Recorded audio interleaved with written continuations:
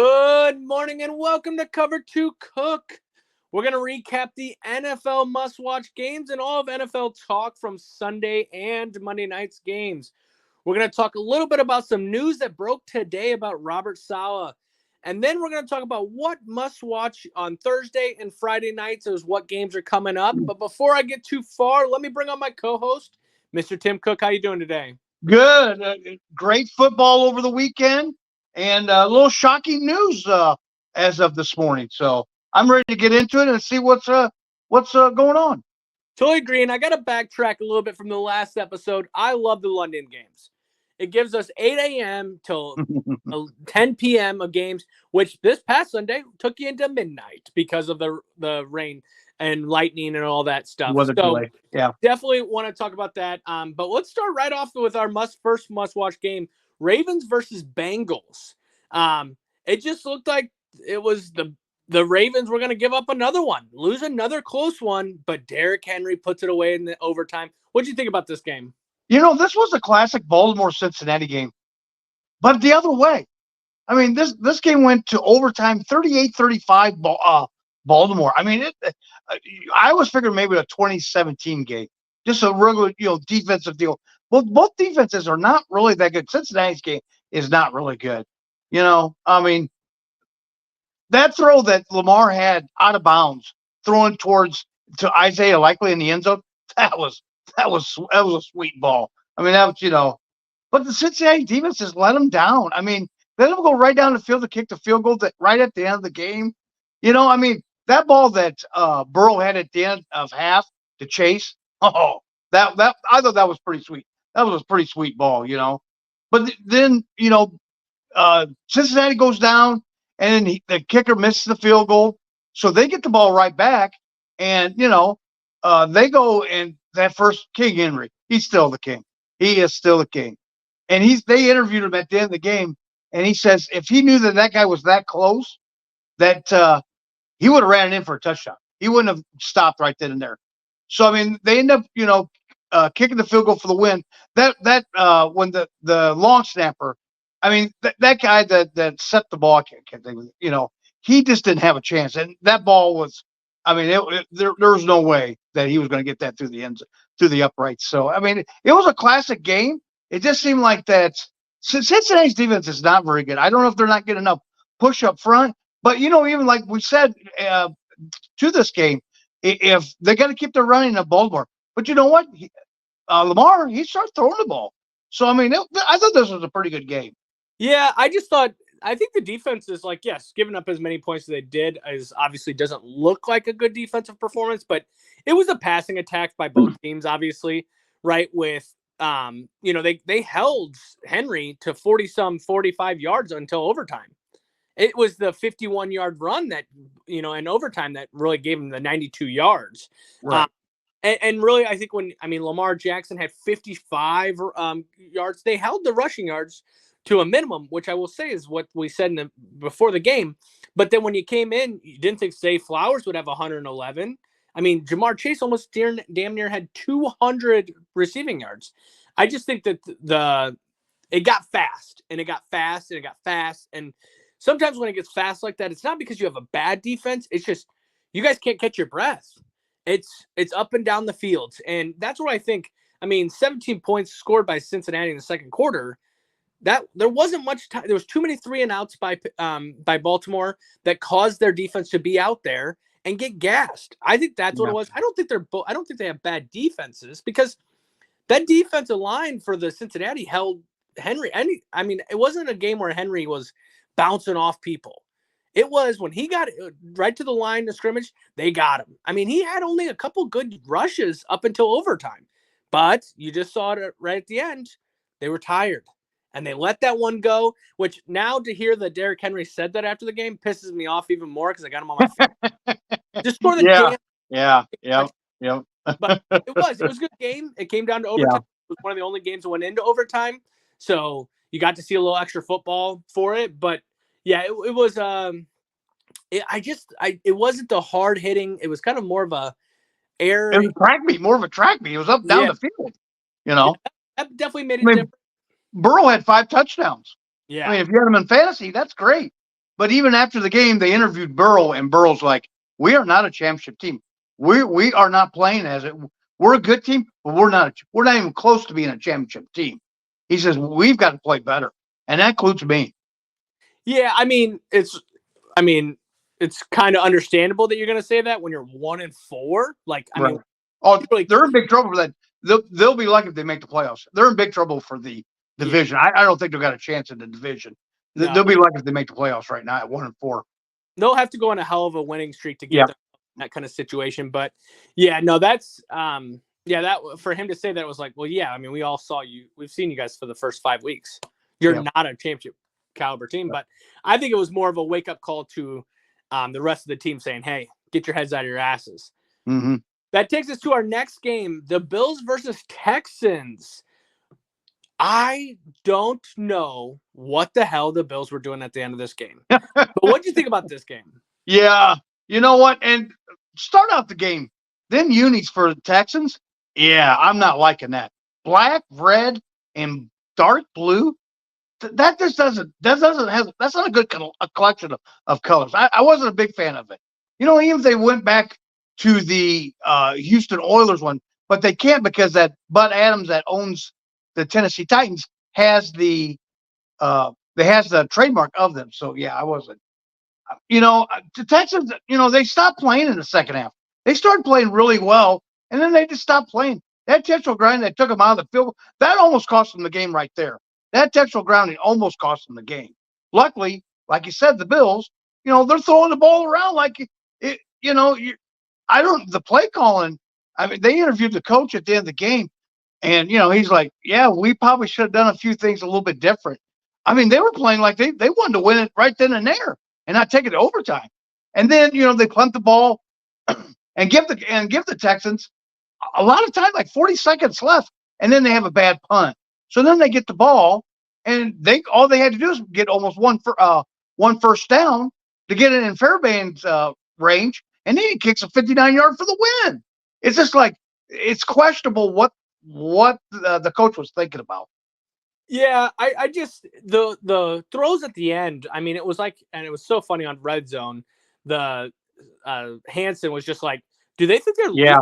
now? Do they what are they doing? And I totally agree. It was one of these things where, but he was 9 for 30.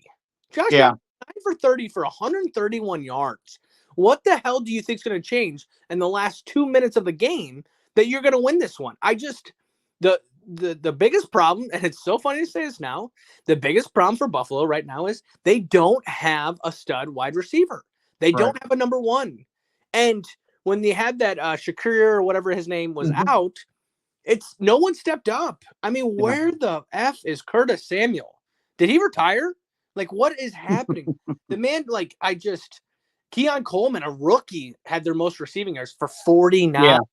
That was a good dime that Allen threw to him for that touchdown too. Down the sideline, he's tiptoeing right down the sideline, and then he just does that front flip for a touchdown. I thought that was pretty cool. Well, and the biggest thing for the Houston Texans is going to be the Nico Collins. Yeah. Is he going to be okay? I mean, I haven't really seen any reports of what this is, if it's serious enough, but I know he didn't play the rest of the game. But I mean, that's where you look at the stats, the difference between CJ Stroud of 331 yards, 28 for 38, only had 10 incompletions. Josh Allen didn't even have 10 completions, 9 for 30. It just was, it was a struggle. I thought Houston's defense played really well. I mean, only giving up the 20 points. You would think the Texans offense could give more firepower and put up more points than what they could, but it did come to the end. I do agree with you also on the jerseys. Ugly. I mean, I like the Detroit Lions jerseys from last, but this one was just, it was hideous. I'm like, oh, and then they put the big H in at the 50-yard line. I'm like, I was like, no way. But did you also hear that he got tackled for a sack, Allen did, and then he had to go to the blue tent. He was saying that it was his chest and ankle, but you could tell on the replay that he hit his head off the turf. I'm not thinking that he was still a little dazed. I'm not saying concussed, but dazed. after he hit his head off that turf. Which he's taken a couple of big hits, if not 3 or 4 Mm-hmm. hits these past couple weeks. Yep. And I'm wondering if that Brady, the offense coordinator, if he's kind of running out of lust. You know what I mean? I think he's running out of his good luck. I mean, James Cook still had 82 rushing yards, but off 20 attempts. So we'll see. If I'm a Buffalo Bills fan, I'm starting to panic a little bit. Yeah, Right? because that's 2 games in a row against 2 really good teams. I mean, these 2 teams could meet in the divisional round and the AFC Championship, one of or both. Yeah, but that proves to you right now that you're not a championship Yeah, caliber team. I agree. And I think that's what I'm saying is I'd be a little nervous. You need to start seeing some things turn around. If I'm the Houston Texans, you guys are winning close games, and that's great. Yeah. I just think that I don't know. I don't know if I would put my money on them after watching Kansas City last night. I think Kansas City still has it over in the AFC. Yeah. Unfortunately, they just keep plugging along. But that was game number 2 of our must-watch. Game 3 was the Panthers versus Bears. Not really that of an exciting game, but it was a revenge for DJ Moore, and DJ Moore came to play. It's obvious that Caleb Williams' favorite target is DJ Moore. What do you think about this game? Yeah, this wasn't much of a game. After I thought when they gave up that early touchdown, the Bears, I went, ooh, that Bears defense is not looking, when Chuba Hubbard ran in, from 50 yards out, I'm thinking, oh, if this is out, this could be, an upset today. But the Bears outscored the Panthers after that 36-3. I mean, that's a beatdown. I mean, they just, that's just Caleb had and Roshan Johnson came alive. He had a couple touchdowns too. Yeah, this wasn't much of a game. I've talked to some people where I work at, and they say, boy, they did pretty good against Panthers. I said, yeah, everybody's beating the Panthers, so that's nothing new. I mean, the Panthers are not very good, so this was a win that they should have won. This is one of these games they should win. Yeah, I mean, I definitely agree, but I think they did it really handily. Yeah. I think Caleb Williams played really well with only 9 incompletions, 2 touchdowns, 304 passing yards. DeAndre Swift is coming into his own these past couple of weeks. I think he's running the ball really well. It might be because he got on social media and saw these Bears fans being like, what the did we get him for? He can't run it right. I agree. When I saw Chuba Hubbard taking the end zone, I was like, oh, do the Bears have a deficiency in the defense? And then, nope, the Bears defense played exactly how you would think they would the rest of the game, getting an interception. And that defense is pretty solid for them. I think that it's good it looks really good against bad teams, but against a good team, we'll find out. They haven't played a good team yet. I mean, they played the Texans, but they played the Texans tough. Yeah. Was it 3, week 2, week 3? So, I mean, I don't know. Yeah, but that's why I'm coming back to the Texans. Like, how good are the Texans? They're winning games. Yeah. They had to win a close game against the Bears. And I was like, I mean, don't get me wrong. I think the Bears are on the right track. I think they have their quarterback. I really do. He just throws this very smooth ball down the field. When he gets out of the pocket, he just slings it down there. I don't know. That's a sweet ball. Yeah, I think I think they have to have the quarterback at this point with what they gave up and what they've done. Yeah. But I definitely agree that, I mean, it sucks if you're a Bears fan because you are seeing what Jaden Daniels is doing, but you can't do that. You got to look at what you got. One thing that Caleb Williams does very well is when he does feel pressure in the pocket, he's able to roll out, get out of sacks, and just throw it away. But I definitely agree. I think this was a game where you kind of expected. We knew when Andy Dalton came to the quarterback position that they would win a game or they would take over a little bit. You're not seeing the white guy, the wide receiver anymore. He used to play for the Vikings. Oh, Thielen, he's hurt. Thielen. Yeah, so Thielen's hurt right now, so that is hurting them. But it doesn't matter. Deontay Johnson, they can find him for shit. I mean, when your running backs have more catches than your wide receiver, it's probably not going to be a great day. Right. But the biggest story about this game, though, was Bryce Young comes back in and throws a dime on the sideline maybe we shouldn't have benched his ass. Oh wait, maybe we're being over dramatic after 2 effing games and sitting his ass. Oh wait, we're gonna talk about over dramatic a little bit later after this too. But I'm just saying, it's the NFL is like we have to win now, now, now, now, Yeah. now. And well, if you can't win, you're gone. He threw a great ball on the sideline. Like, do I think he's an NFL quarterback, a starting quarterback? Probably not, but it's too early to tell. It's his second season. He played what, 17, 19 games, and you benched him? Like, I thought he had a pretty ball on the sideline. It was one of these things where it was like, you know what? Maybe you guys just jumped to the conclusion too quickly, and you didn't even have a team around him to allow him to be something. Yeah. But Yeah, I don't know. I think he's done. I agree with you. I think he could be a backup somewhere, but he's got to get out of Carolina. I mean, he can't play there. well, I agree. I think he's done in Carolina for sure. But do I think he's done as an NFL quarterback? I don't think. No. I think he gets with the right system. I think he'll be fine somewhere. So look at Sam Darnold for your Minnesota Vikings.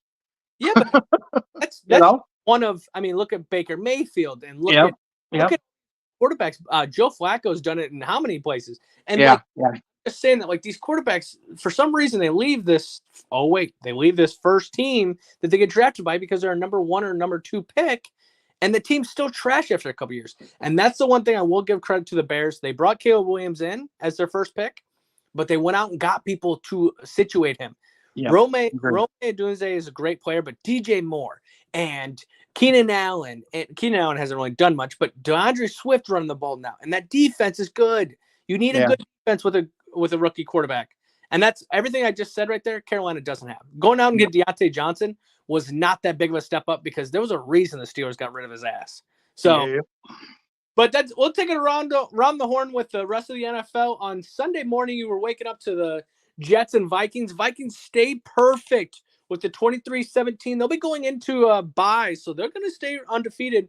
It looked like for this game, Aaron Rodgers was hurt on multiple things and came out of it, but that Vikings defense is too tough. The other games, Dolphins won 15-10 against the Patriots. Unfortunately, it's rebuild, and it might be time for Drake May. Well, they just reported probably 2 hours ago, Drake May will be starting next week in their game. So they've already made the decision, and there's a lot of people that are not happy because they think that Mayo may be trying to save his job already after 5 games. Yep. Over. Yep. It's a PR hit. They think they're trying to smoke screen it away from the issue with Jabril Pepper's domestic violence issue.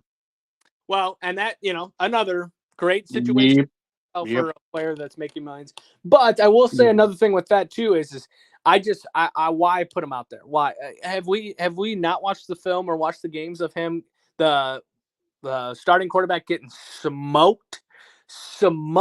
I would imagine that guy's had probably 3 underlying concussions in the starting quarterback for them. Well, and here's the deal, Anthony. That team could be, I think they're 1-4. They could be 3-2. I mean, don't get me wrong, they should have beat the Dolphins, but they are a toe tap or half a foot away from winning that game. If he knew the actual rule of the deal that he has to get his whole foot in there instead of just his toes, they said it looked like, if you looked at the replay, he does like a scissor kick, like a ballerina. It's like if you just come down straight down, that you score a touchdown, that's a win. They missed the field goal at the end a couple games ago. They're 3-2, and you know what? Drake May's still on the sideline, and Brissett is still playing. I can guarantee it. I think it's just a bad decision. I think that offensive line is not situated right now for that. And I think they just don't have the players. They don't have the talent. Yeah, but I mean, I'm more about let's be careful of his health. Like, what doesn't mean an ACL or break an arm or whatever in his rookie year. But the next game was the Commanders versus Browns, 34-13. Commanders win. That Jaden Daniels looks pretty good. Jaguars beat the Colts 37-34. Texans, we talked about that. The Broncos are the Broncos good now? 3-2. I'll tell you what, that defense might be for real. They brought back the 77 Orange Crush unis. I love them unis. a couple of my friends in a thread text said, "Boy, they should play them. They should have them unis every week." I said, "I totally agree. I love that orange with the D on the side of the helmet. Man, that looks so awesome." It is, and honestly, the Raiders got plenty of problems. So I don't know if it's just that they played the Raiders, considering Gardner gets benched in that game. Yeah, yeah, At the same time, Pat Surtain taking that one back to the house. That was a clean. yeah, yeah. That was pretty sweet. Cardinals get a win against the 49ers, 24-23 right at the end. Packers win 24-19 against the Rams.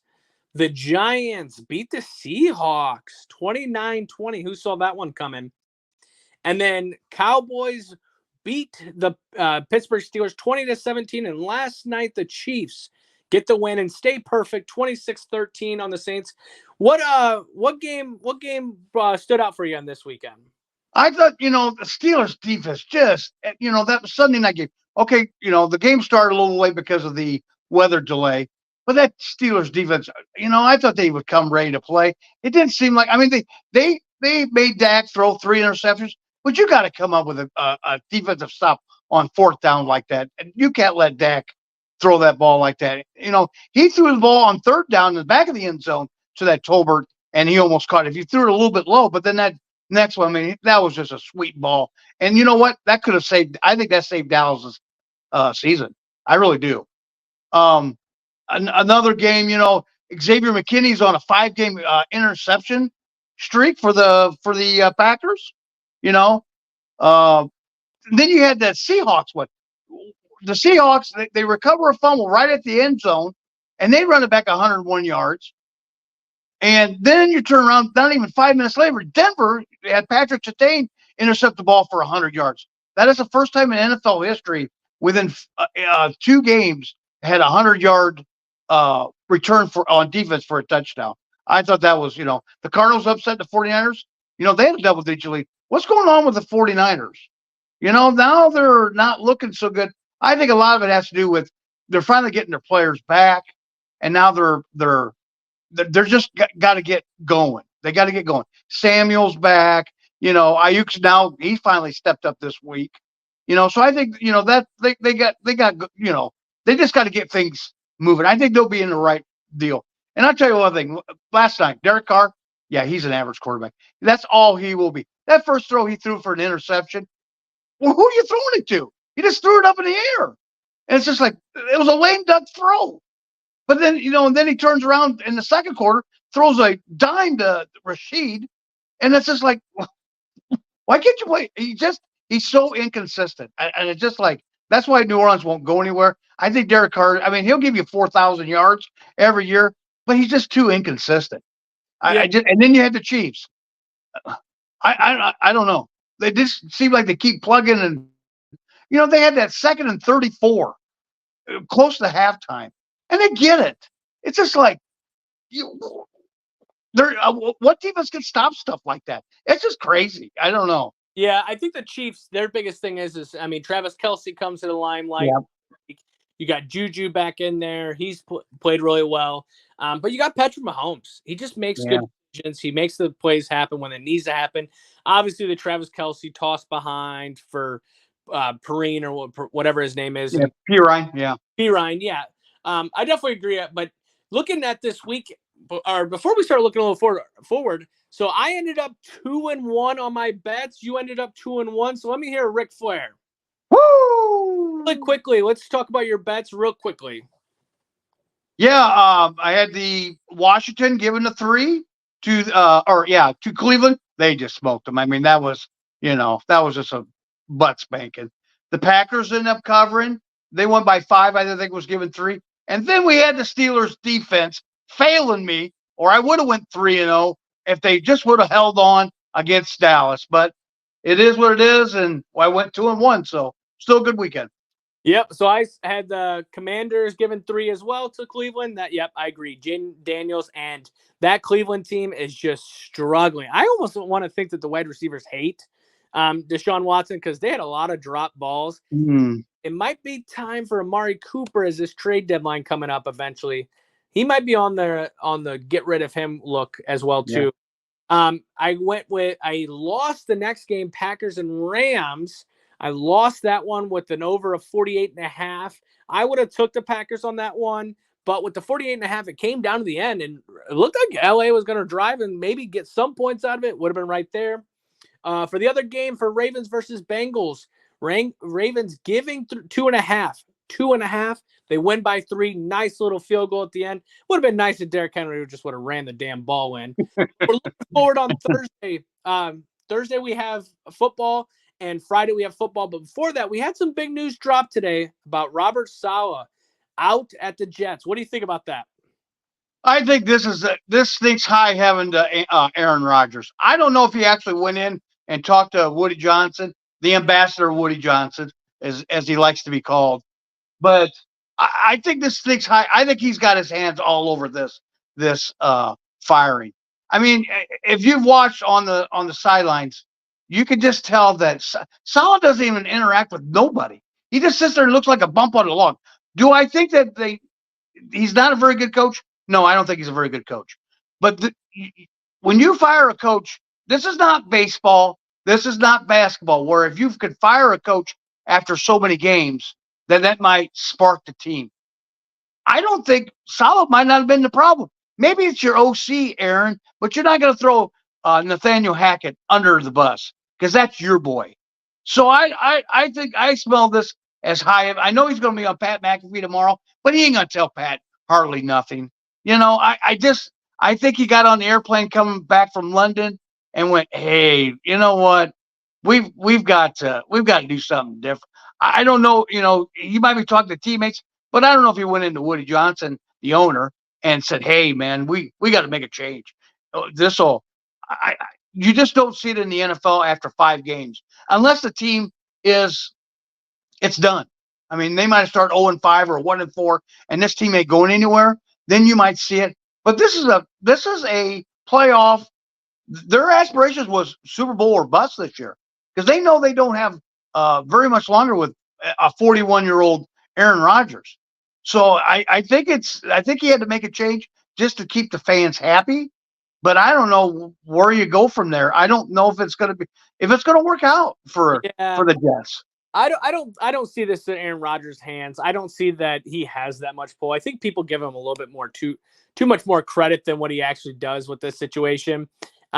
Because I think Robert Saleh dug his own hole. I mean, last year with how bad, yes, an injury, but just some of the decisions and some of the shit, it just got tiring. It was like, what the F is he doing? And then the offseason we had this year where he said unexcused for Aaron Rodgers. Yeah. It seemed like every time it was just awkward. It was just chaos, awkward. It was awkward and chaos all the time. And I did think it was just time to move on. Now, do I think it's an overreaction? Hell yes. This is like, what do you like? If it's Super Bowl or bust, you think this is going to now give you the Super Bowl? Yeah, I don't think so. I think it was one of you should have made a move at the end of the before the season started. I totally agree. Before the season or at the end of this season, got to make that choice. But I think putting them out now is crazy. I don't think Aaron Rodgers had it on. I think it was an overreaction, but we're seeing that in the NFL right now. I mean, that's why I brought up the Bryce Young. We're seeing overreactions. I mean, the 49ers, everyone's like, what's going wrong with them? Did you guys not just see the first 3 weeks? They had nobody out there. Juwan Jennings had to win no more game 1 week. I mean, now they're getting people back. I think that their problem is bigger than just injuries, but it's one of these things where everyone just overreacts. It's so quick. I mean, now you're going to Drake May and the offense because, the offensive line hasn't given up 13 sacks this year. No, they haven't done that. So you think this is going to be nice for a rookie quarterback that's going to have to see the field slower than Jacoby? Come on. It's overreactions. And, Steelers lost 2 games. Well, now it might be time for Russell Wilson. Yeah, all of a sudden now he's been practicing all this week, so there could be a chance that and this is not Justin Fields' problem. Their offensive line sucks. They're terrible. And I mean they can't even get Najee going. And that's why I think that this whole situation is like, we come on here and we talk about it and we're like, oh, this defense sucks. And they might be better as the time goes on. But the NFL is just like such a mood swing. It's like, oh, man, we lost this week. It's over. It's done. Caleb Williams loses a couple. Oh, he's the boss. Jane Daniels. we do. I like what Jaden Daniels is doing, but like, can he do it for the whole year? I mean, CJ Stroud's having a great sophomore year. We saw him have a great rookie year. Like, it's just overreactions, and I think that's exactly what this Robert Saleh is. This injury was too much of an overreaction. Let him. And their interim coach is the DC. What's he going to do? Well, I mean, I don't. I do like him. Just from what we saw in Hard Knocks last year, I thought he does give. I don't, and I agree with you. I don't think that. I don't think Aaron Rodgers is going to say anything on the Pat McAfee show, and even if they go out and get Devontae Adams, I don't think that solves your problems either there because you have a stud wide receiver. You guys just can't get him. I mean, you threw it how many? Like, I think I saw something that was like they threw it to him 12 times or 15 times against Minnesota's. Like, I thought there was what was the one receiver that he had 22 targets. I thought it was him. it might have been. It might have been. It was they. It's like, good God. They just you know. And unfortunately, another team that I wanted to say was the Bengals. I think they're toast. I think it's time to. It's just unfortunate. So, but you're looking at Thursday night. So what's coming up? So we got NFL coming up first. Thursday night, we get the Seahawks versus the 49ers. Now, this is where the Seahawks, a couple weeks ago, this would have been a great game. But the Seahawks are dropping dumb games. They're just losing these stupid games that they were winning earlier in the year with at the end. And the 49ers, I think they got bigger problems than just the injuries. I mean, Debo and unfortunately, it looks like CMC. I don't know if he's coming back this year. Yeah, I read a report that he went to Germany for this Achilles, and where he went to Germany at, they did some work on him, and it's not responding. So there is rumblings that they'll try to get him back sometime this year, but that he may end up retiring by the end of the year because his body is just not. I think he's just taking too much hits on his body.